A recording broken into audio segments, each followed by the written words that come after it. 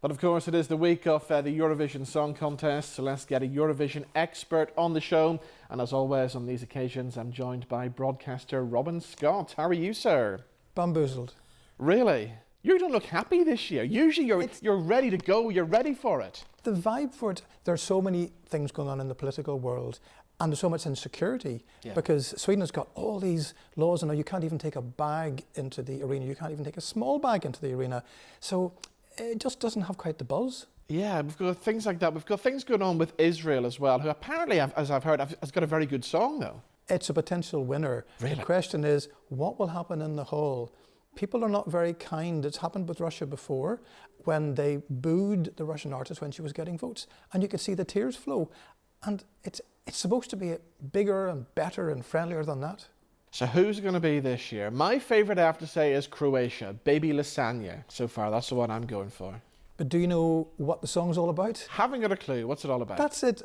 If you read the stories behind these things, this is about going to another country to find a better life for yourself, though you'd never probably guess from listening to it or watching it. There are songs that are telling you to not give in to the pressure of being something that somebody else expects from you, and other songs that are saying you really need to go for it. So the deep meaning behind Eurovision seems to have been lost along the way. So is Switzerland going to be the one that's going to do it this year then?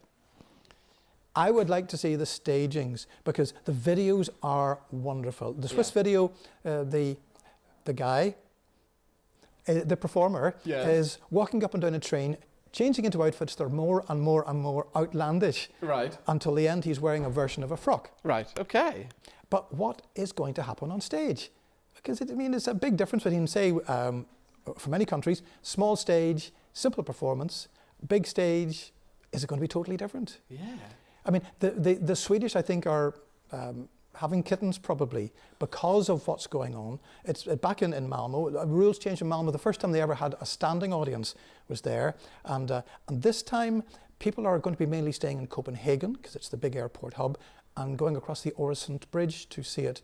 So you're actually going to have probably more of a party in the city across the river. Okay, tell me about the guy, the Windows 95 guy, because he's got himself into trouble already, hasn't he?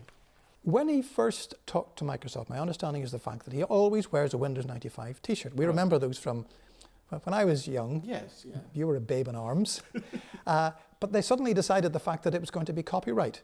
So for the preview video, they've had to pixelate out that.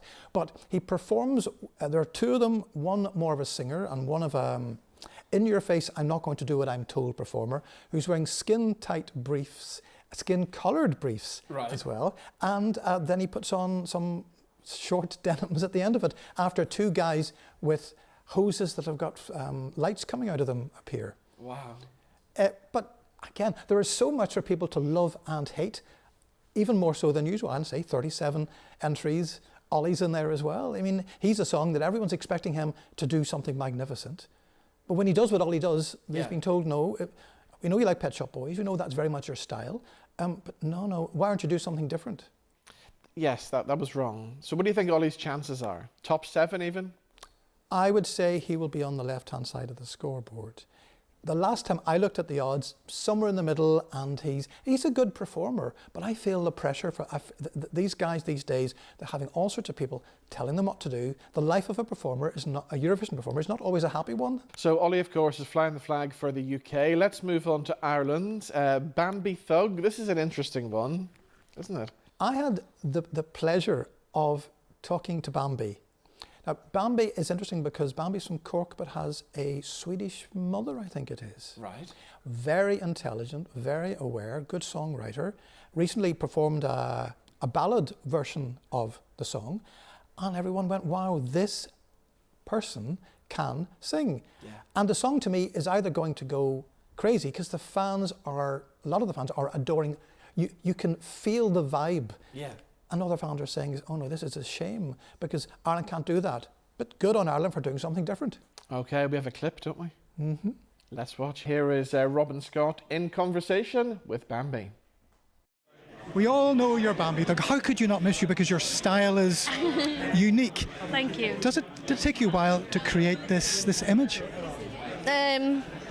Not really. I just love creativity. I mean, I have an amazing stylist, but I'm always, I'm theatre trained, so I love to be in character all the time.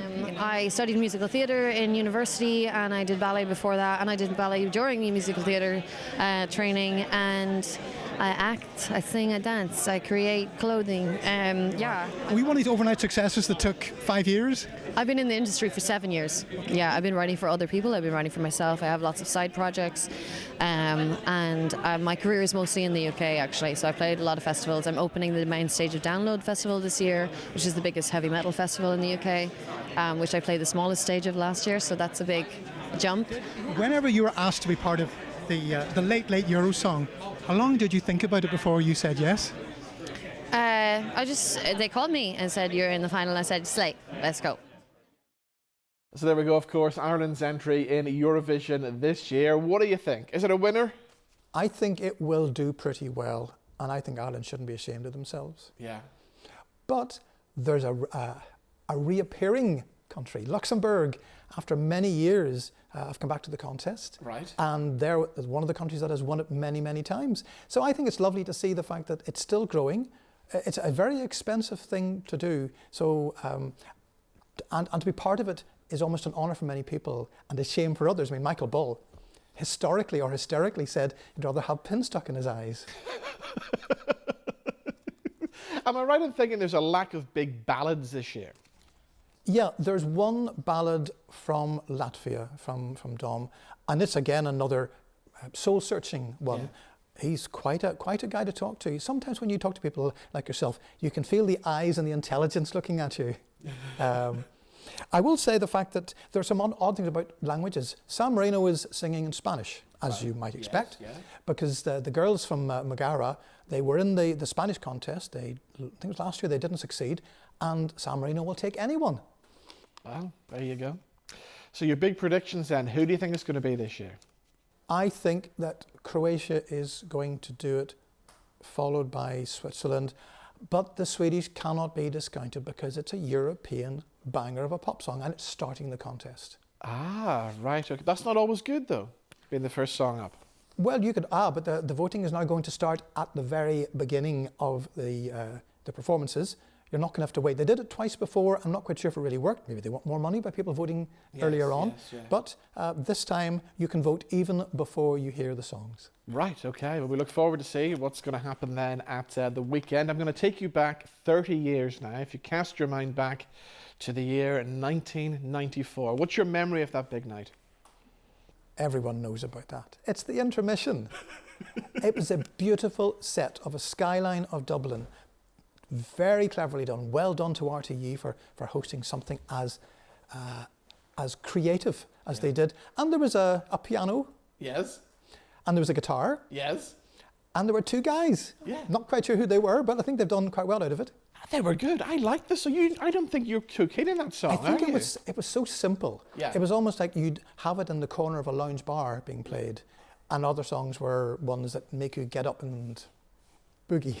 Okay, so of course we're talking about Ireland's winning song from 30 years ago, which of course was Charlie McGettigan and Paul Harrington with Rock and Roll Kids. Guess who's coming up next? We're going to chat to the man himself, Charlie McGettigan. After this, here he is with Rock and Roll Kids. Robin Scott, thank you for joining us. Welcome.